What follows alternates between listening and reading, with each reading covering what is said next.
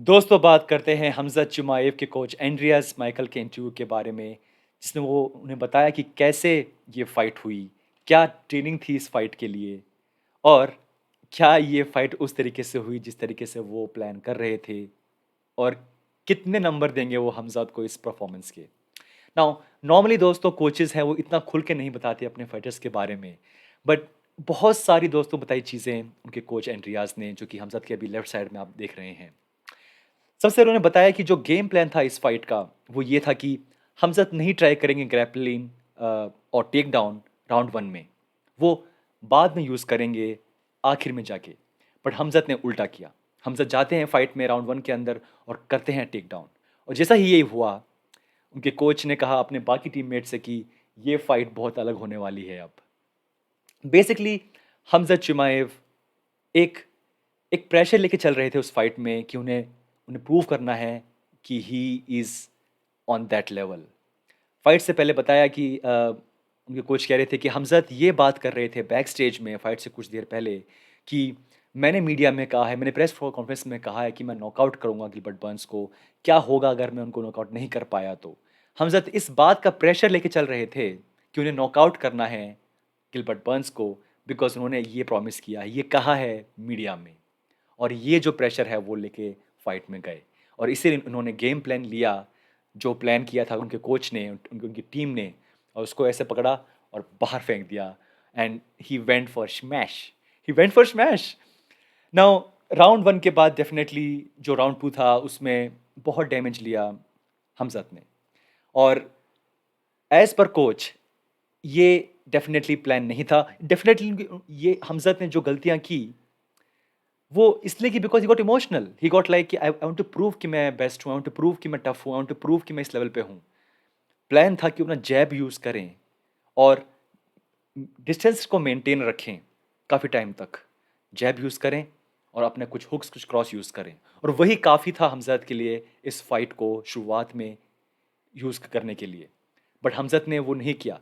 एक जो जो एक नॉकडाउन है जब हमसे एक जैब मारते हैं, वो वही जैब है जिसके बारे में उनके कोच बार-बार कह रहे थे कि शुरुआत से ये यूज़ करना था, बट हमज़त ने उसको बहुत कम यूज़ किया। ये दूसरी बात है। पहली बात ये कि जो टेक डाउन है वो नहीं होना था, वो प्लान नहीं था कि ज इतना जल्दी स्टार्ट हो, पर वो उन्हें हमज़त ने वो उल्टा किया, अटेम्प्ट किया टेक डाउन और फिर जब उनको लगा कि बहुत फ्रेश हैं इस टाइम पे गिलबर्ट बर्न्स, उस टाइम पे तो स्वेट भी नहीं आया है, पसीना भी नहीं आया है और उस टाइम पे करना अटेम्प्ट एक ब्लैक बेल्ट जित्सु गाय को सबमिट करने की कोशिश करना, वो प्लान नहीं था, बट हमज़त ने वही किया और जब वो काम नहीं किया, देन हमज़त ने सोचा कि अब मैं करूँगा यूज़ अपनी striking and I will try to knock out Gilbert Burns. Now इस चक्कर में जो उनका जो फुटवर्क है, जो उनका रेंज मैनेजमेंट है, जो हेड मूवमेंट है, सब वो चला गया और ये बात मान रहे हैं उनके कोच की आई नो कि लोग बात कर रहे हैं कि अगर ये फाइट हो अब अगर फाइट नेक्स्ट फाइट करें हमज़त चिमाएव अगेंस्ट कमारू उस्मान तो क्या होगा? क्योंकि हमज़त ने नहीं दिखाया कि उनके पास फुटवर्क है, उन्होंने नहीं दिखाया कि उनके पास हेड मूवमेंट है, उन्हें नहीं दिखाया कि वो स्मार्टली फाइट कर सकते हैं। वो जानते हैं, पर वो ये भी जानते हैं कि हमज़त ये चीज़ें चीज़ें करते हैं और कर सकते हैं। इट्स जस्ट दैट कि हमज़त गॉट कैरिड अवे, वो भावनाओं में बह गए और गेम प्लान उन्होंने फेंक दिया and he went for smash. एक और चीज़ जो बताई उन्होंने कि जब इस फाइट के बाद जब वो पीछे आए हमज़त, हालाँकि फाइट को जीत गए थे पर वो बहुत उदास थे। उन्होंने कहा सॉरी कोचेज़, मैंने आपकी बात नहीं मानी और मैंने बहुत सारी गलतियाँ की। हालाँकि फाइट वो जीत गए थे पर वो जानते हैं कि ये उनका परफॉर्मेंस अच्छा नहीं था। उन्हें बात नहीं मानी कोचेज़ की, जो प्लान था वो नहीं एग्ज़ीक्यूट किया और इसलिए वो बहुत काफ़ी एम्बैरेस थे। नाउ जब उनके कोच से पूछा गया कि कितने आप नंबर देंगे हमज़त को इस परफॉर्मेंस के लिए, तो उनके कोच ने कहा सिर्फ 4 नंबर दूँगा 10 में से और ऐसा इसलिए बिकॉज़ हमज़त इससे बहुत ज़्यादा बेहतर फाइटर हैं और वो बहुत बेहतर फाइट कर सकते हैं। बस इस फाइट में उन्होंने वो स्किल्स नहीं दिखाई। But Hamzat can do better and he will do better. Now ये बहुत तो अच्छा साइन है कि जो कोचेज़ हैं ये बात मान के चल रहे हैं कि हाँ, हमज़त अगर चाहते तो ये फाइट ईज़ी हो सकती थी।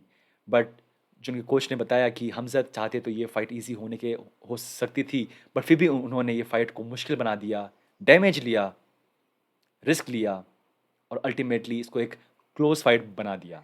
बट अगर वो चाहते तो ये फाइट क्लोज नहीं होती, इजी फाइट होती उनके लिए, अगर वो गेम प्लान पे कायम रहते, उस पर एग्जीक्यूट करते तो। दोस्तों, डेफिनेटली आई बिलीव कि हर कोच जानता है कि उसका फाइटर बहुत हद तक बेहतर परफॉर्म कर सकता है जब वो हारता है तो।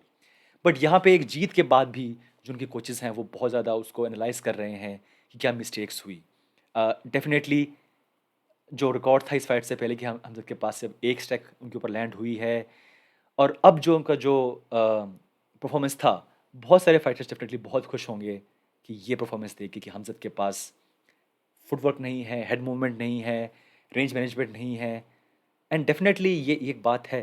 अब सवाल ये है कि क्या हमज़द नेक्स्ट फाइट में जो भी वो होगी अगेंस्ट कोबी या against winner of Luque and Belal Muhammad, तो क्या वो फिर से इमोशनल हो जाएंगे? क्या वो फिर से अपना गेम प्लान फेंक के फिर से स्मैश के लिए जाएंगे और फिर से एक फाइट को क्लोज कर देंगे?